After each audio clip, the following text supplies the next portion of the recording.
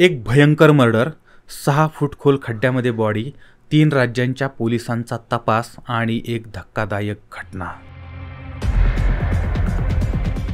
नमस्कार. आज आपण चाललेलो आहोत बिहारमध्ये. बिहार या ठिकाणचं सीतामढी जिल्हा आहे. त्या ठिकाणी राहणारा एक व्यक्ती आहे. नाव आहे शिवनाथ साह. वय वर्ष साधारण 45च्या आसपासचं आहे. यांच्या कुटुंबामध्ये त्याची पत्नी आहे, आईवडील आहेत, मुलगा आहे आणि शिवनाथ जो आहे तो हरियाणा राज्यातील गुरुग्राम या शहरामध्ये सेक्टर नंबर 23 या ठिकाणी एका कंपनीमध्ये काम करतो आहे आणि पाठीमागच्या 20 वर्षापासून त्याचं हे काम चाललेलं आहे आणि अधूनमधून तो घरी यायचा, घरी पैसे पाठवायचा आणि गुरुग्रामला भाड्याच्या खोलीमध्ये राहत होता. तारीख आहे 9 जून 2024. आता या काळामध्ये शिवनाथ जो आहे तो आपल्या घरी आला होता, गावाकडे आला होता आणि नंतर 10-11 तारखेला तो घरातनं बाहेर पडला. त्याचं काहीतरी काम आहे असं त्यानं सांगितलं. 3-4 दिवसामध्ये माघारी येतो असंही सांगितलं आणि तो गेला तो परत कधीच आला नाही. त्यानंतर त्याचा फोन बंद झाला. तो संपर्कामध्ये नव्हता. म्हणजे साधारण 13 तारखेपर्यंत तो संपर्कात होता. त्याच्यानंतर त्याचा फोन बंद झाला आणि नंतर कधीही त्याचा संपर्क झाला नाही. आणि आता ज्यावेळेस घरच्यांनी पाहिलं संपर्क होत नाही त्याच्यानंतर मग घरची मंडळी जी आहे ती सीतामढी पोलीस ठाण्यामध्ये गेलेली आहेत आणि शिवनाथ साह बेपत्ता झाला ही तक्रार नोंदवलेली होती आणि आता तिथं शोध सुरू झाला. त्यानंतर बिहार पोलिसांनी शिवनाथ साह काम करत होता त्या ठिकाणी तपास करायचं ठरवलं. पण तो काम करत होता दुसऱ्या राज्यामध्ये, म्हणजे हरियाणा राज्यामध्ये. हा राहत होता बिहारमध्ये, काम करत होता हरियाणामध्ये, हरियाणाच्या गुरुग्राममध्ये. त्यामुळे मग बिहार पोलिसांनी हरियाणा पोलिसाशी संपर्क साधला आणि ज्या कंपनीमध्ये तो काम करत होता त्या कंपनीत तपास सुरू केला. आता जूनच्या 3ऱ्या आठवड्यात चौकशीला सुरुवात झाली. मात्र तिथंसुद्धा समजलं की हा जो आहे तो काही दिवसापूर्वीच गावाला निघून गेलेला आहे आणि त्याच्यानंतर त्याचा काही तपास लागलेला नाही. आता नंतर कंपनीमध्ये त्याचे कोणी जे काही मित्रमंडळी होते त्यांच्याकडे विचारपूस केली. त्यांनीसुद्धा सांगितलं की तो गावाकडे वगैरे गेलेला आहे. आता ही माहिती बिहार पोलिसांना मिळाली होती आणि आता याच्यामध्ये हरियाणा पोलीससुद्धा तपास करायला लागलेले होते. पण आता सगळ्यात महत्त्वाचं होतं की हा शिवनाथ कुठं गेला होता. 2 राज्याचे पोलीस त्याच्या पाठीमागं होते, त्याचा तपास करत होते. त्यानंतर त्याचे कॉल डिटेल्स ज्यावेळेस पोलिसांनी तपासले त्यावेळेस तो कोणाच्या संपर्कात होता याची माहिती समोर आली होती. त्याच्यामध्ये एका महिलेबरोबर तो संपर्कात होता. तिचं नाव होतं पुष्पा गौतम. आता मग पोलीस पुष्पा गौतमपर्यंत पोहोचले आणि ही गुरुग्राम या भागातच राहत होती आणि हा जो होता याच्याबरोबरच ही कंपनीत काम करत होती. म्हणजे दोघंही एकाच कंपनीमध्ये काम करत होते आणि त्याच्यामुळे मग पोलिसांनी तिची विचारपूस केली. पण तिनं पण सांगितलं की काही दिवसापूर्वी शिवनाथ जो आहे तो त्याच्या गावाकडे गेलेला होता. आणि त्याच्यानंतर मग आता ते बरोबरच होतं की तो त्याच्या गावाकडे गेला आणि त्यानंतर त्यानं सांगितलं, त्या पुष्पानं सांगितलं की माझा आणि त्याचा काही संपर्क झालेला नाही. पण याच्यामध्ये पोलिसांनी याचा शेवटचं लोकेशन, म्हणजे हा नक्की ह्याचा फोन चालू होता पण हा फोन शेवटी कुठं बंद पडला याची माहिती घ्यायला सुरुवात केली की इथं काही सुराग मिळतोय का बघूया. आणि त्यावेळेस पोलिसांना धक्का बसला, कारण याचं शेवटचं लोकेशन उत्तर प्रदेश राज्यामधील प्रतापगड जिल्ह्यामधील सुवंसा नावाचं गाव आहे, त्या गावातलं होतं. म्हणजे हा राहणारा बिहारमध्ये आहे, त्यानंतर याचं काम आहे ते हरियाणामध्ये आहे आणि याचं शेवटचं लोकेशन आहे ते उत्तर प्रदेशमध्ये आहे. आणि आता त्या ठिकाणी हा कशासाठी गेला होता हाही मोठा प्रश्न होता. आता पोलिसांनी ज्यावेळेस हा शोध घेतला, याची माहिती घेतली, त्यावेळेस त्यांना अजून एक बाब लक्षात आली किंवा अजून एक धक्कादायक माहिती समोर आली की हे जे सुवंसा गाव आहे त्या गावामध्येच पुष्पा राहते आहे. पुष्पा म्हणजे त्याच्याबरोबर ती कंपनीत काम करणारी ती महिला. आणि ती महिला सांगत होती की हा शिवनाथ जो आहे तो माझ्या संपर्कात नाही, पण हिच्याच गावामध्ये याचं शेवटचं लोकेशन होतं. आणि त्यामुळे मग पोलिसांचा पहिला संशय त्या पुष्पावरती होता. मग तिच्याकडे पोलिसांनी तिला ताब्यात घेतलं, तिची विचारपूस करायला सुरुवात केली. आता ज्यावेळेस पोलिसांना हे सगळे पुरावे मिळाले होते, त्यांनी घासून पुसून चौकशी केली, त्यावेळेस मात्र अत्यंत भयंकर सत्य उघड झालं होतं.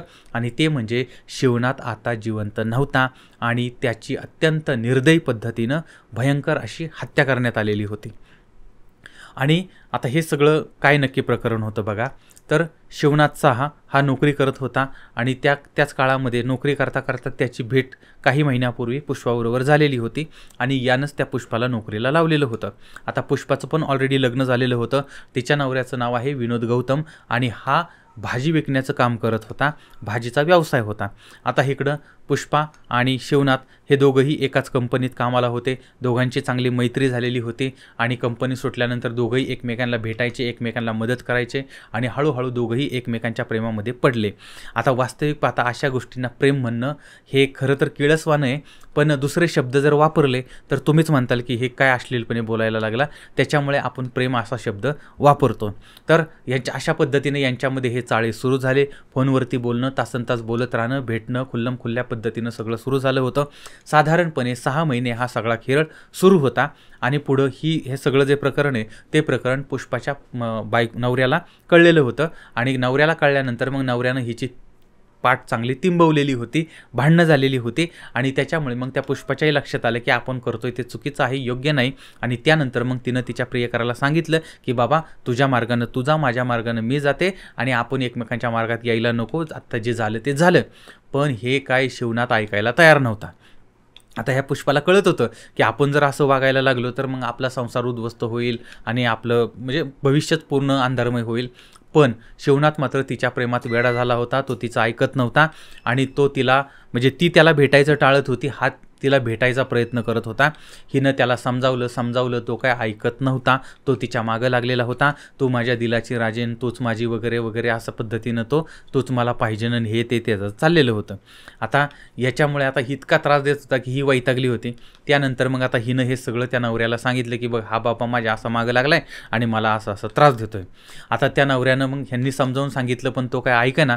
त्यानंतर मात्र मग त्या नवरा बायकोनी ठरवलं, म्हणले याचा करेक्ट कार्यक्रम आपण करून टाकू. आता पुष्पा ज्या गावात राहत होती म्हणजे त्यांचं मूळ गाव जे आहे तर त्या गावामध्ये तिची एक मैत्रीण होती, तिचं नाव आहे पूनम आणि त्या पूनमचा एक पती आहे, त्याचं नाव आहे चिंतामणी. तर या दोघांनाही यांनी कटामध्ये सामील केलं, पैसे द्यायचं आमिष दाखवलं आणि त्याच्यानंतर मग या चौघांनीही हत्येचा कट रचलेला आहे. आणि यानंतर त्या पूनमनं त्या पुष्पाला सांगितलं की तुझा प्रियकर आहे ना, त्या प्रियकराला गावाकडं बोलव आणि इथं त्याला बोलवू आणि इथंच त्याचा कार्यक्रम करून टाकू त्याला, म्हणजे अशा पद्धतीनं त्यांनी तो प्लॅन केलेला होता. आता यानंतर मग त्या पुष्पानं शिवनाथबरोबर ती संपर्क साधला आणि त्याला सांगितलं की तुझ्याबरोबर ती भेटायचं, बोलायचं वगैरे वगैरे. आणि हा गावाकडे होता, म्हणजे घरी बायका मुलं होती, आईवडील होते. पण त्या प्रेयसीचा फोन आला. प्रेयसीचा फोन आल्यानंतर हा म्हटला लगेच येतो मी. आणि त्याच्यानंतर हा लगेच त्याने बिहारवरून तो निघाल्यानंतर मग तो तिच्या गावामध्ये आला. गावामध्ये आल्यानंतर तिनं त्याचं स्वागत केलं आणि मग तिने सांगितलं की माझ्या घरी तर मला ठेवता येणार नाही, मग तू माझ्या मैत्रिणीच्या इथं राहा. मग त्या मैत्रिणीच्या घरी त्याला ठेवण्यात आलेलं होतं. आता तो मैत्रिणीच्या घरी राहिल्यानंतर मग रात्री ज्यावेळेस तो गाढ झोपलेला होता, त्याची सगळी व्यवस्था केली, गोडधोड खायला बिला घातलं होतं त्याला आणि त्याच्यानंतर गाढ झोपला. आणि मग मध्यरात्री ही प्रियसीचा नवरा, त्यानंतर त्या प्रियसीची मैत्रीण आणि त्या मैत्रिणीचा नवरा या सगळ्यांनी मिळून त्या शिवनाथला प्रचंड निबार हाणला आणि त्याच्यानंतर त्याला बेशुद्ध पाडल्यानंतर त्याचा गळा चिरला. त्याच्यानंतर त्याचे हातपाय तोडले, त्याचं शरीर वेगळं केलं, म्हणजे धड वेगळं केलं, हातपाय वेगळे केले. आणि त्याच्यानंतर मग मैत्रीण जी आहे पूनम, त्या पूनमच्याच घराच्या अंगणात त्याला खड्डा केला आणि त्याच्यामध्ये त्याला पुरलेलं होतं. आता रात्री सगळ्यांनी मग तो खड्डा वगैरे करून ठेवलेला होता आणि नंतर तो बुजवून टाकला. आणि नंतर मग दुसऱ्या दिवशी हे जे हातपाय आहेत ते हातपाय टाकून दिले आणि मृतदेहाची अशा पद्धतीनं म्हणजे कुठेतरी दूर जाऊन टाकून दिले आणि ह्या मृतदेहाची विल्हेवाट लावली. आणि नंतर काही झालंच नाही, अशा पद्धतीनं ते कामाला लागले होते. आता पुढच्या काही दिवसातच नंतर या घटनेचा उलगडा झाला आणि नंतर पोलिसांनी ती बॉडी उकरली. त्याच्यानंतर मग ते हत्या करण्यासाठी वापरलेलं चाकू, जी हत्यारं होती ती हत्यारं जप्त केली होती आणि या चौघांवरती गुन्हा दाखल केला होता. आता याच्यामध्ये ती प्रेयसी पुष्पा आणि तिचा नवरा या दोघांना ताब्यात घेतलेला आहे आणि त्या प्रेयसीची मैत्रीण पूनम आणि तिचा पती चिंतामणी हे दोघंही फरार झालेले होते. त्यांचा शोध चालू होता आणि अशा पद्धतीनं ही घटना समोर आलेली होती. आता याच्यामध्ये ती बाई बर्बाद झाली, त्यानंतर तिचा नवराही बर्बाद झाला, त्याच्यानंतर त्या बायकोच्या म्हणजे ती प्रेयसी आहे त्या प्रेयसीची मैत्रीण ती बर्बाद झाली आणि तिचा नवराही बर्बाद झाला. म्हणजे एका लफड्यामुळे ह्याचं कुटुंब उद्ध्वस्त झालं, तिचं कुटुंब उद्ध्वस्त झालं आणि तिसऱ्याला मध्ये घातलं होतं त्याचंही कुटुंब उद्ध्वस्त झालं. आणि त्याच्यामुळे ही एक गोष्ट आपल्या सगळ्यांनी लक्षात ठेवली पाहिजे, प्रत्येकानं लक्षात ठेवली पाहिजे की अशा पद्धतीच्या अनैतिक गोष्टी टाळल्या पाहिजेत आणि जर त्या नाही टाळल्या तर त्याचे परिणाम भोगायलाही तयार राहिलं पाहिजे. बरं, आता याबद्दलचं तुमचं मत काय ते सुद्धा मला जरूर कळवा. पुन्हा भेटूया पुढच्या भागामध्ये. तोपर्यंत धन्यवाद.